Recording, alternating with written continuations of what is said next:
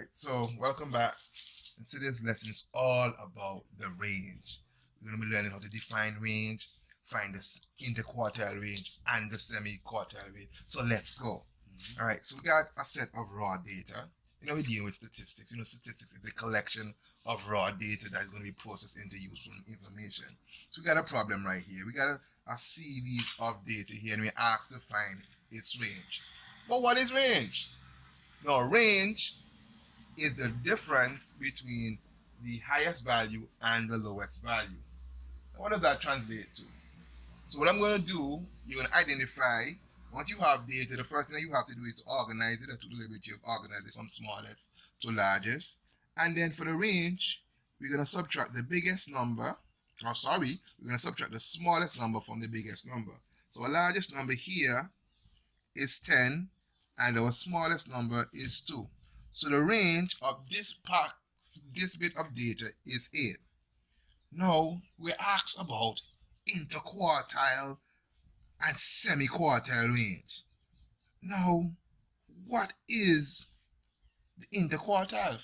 Well, before we know that, we need to know what's a quartile. Now, a quartile is a number that divides data into 4 equal parts.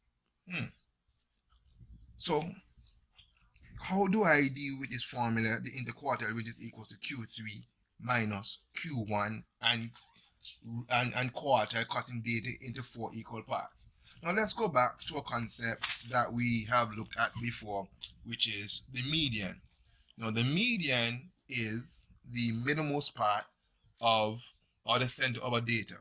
So if we have this bit of data that we have here, this 6 would be our median. Now another word for our median is quartile 2. Now, if we say that a quartile divides data into 4 equal parts, we already know that the median divides a stream of data into 2 equal halves. So it stems to reason that if, for the data at the left, if we find the median of that, and the data to the right, and we find the median of that, now do we get 4 equal parts? Let's find out. So if this is the median that cuts this into 2 equal halves, on this side I had 1, 2, 3 bits of information, 1, 2, 3. So the median of this bit would be 9, and the median of this bit would be 3. Now, the median of the highest frequency of data is called your quartile 3. And the median of the low data is called your quartile 1. So this is where the quartiles come from. So these numbers are dividing. So we have one number here, 2, 3, 4. So that's when we say that a quartile divides data into 4 equal parts. This is what I mean.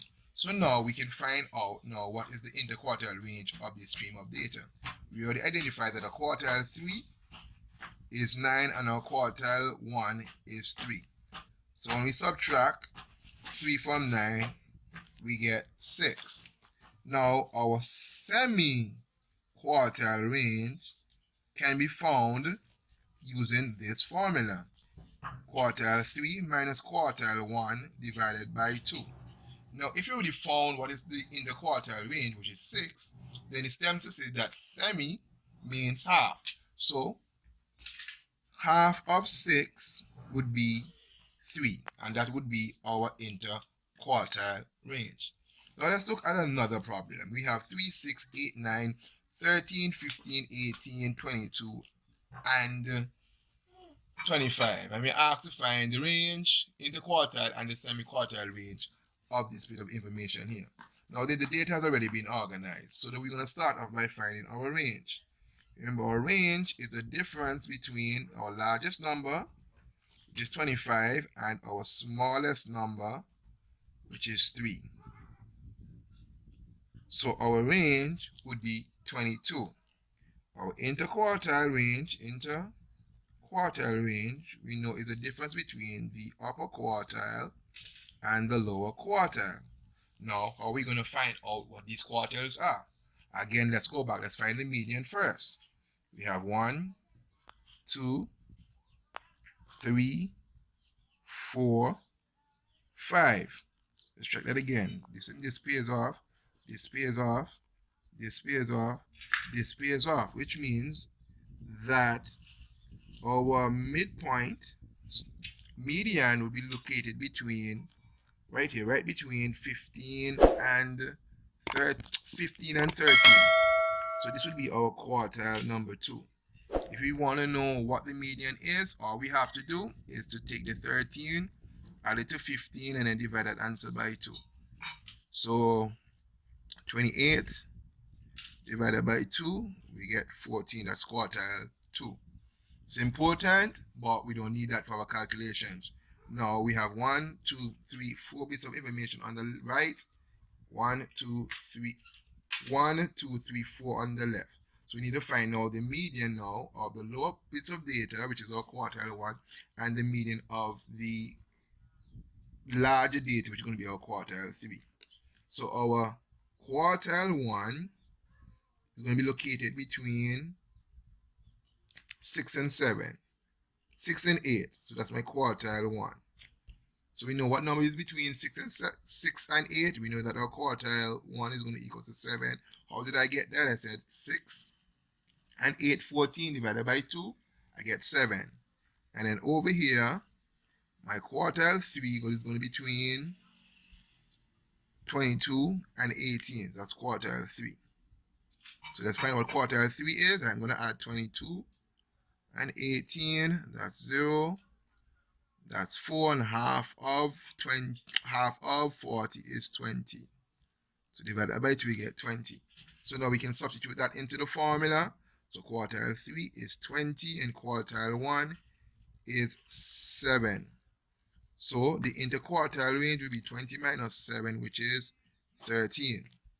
So if our interquartile range is 13, then our semi-quartile range, remember the formula, is going to be Q3 minus Q1 over 2.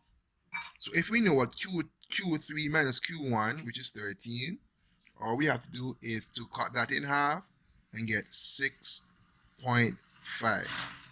So our semi-quartile range is 6.5. Now we hope that this video was informative, and please like it.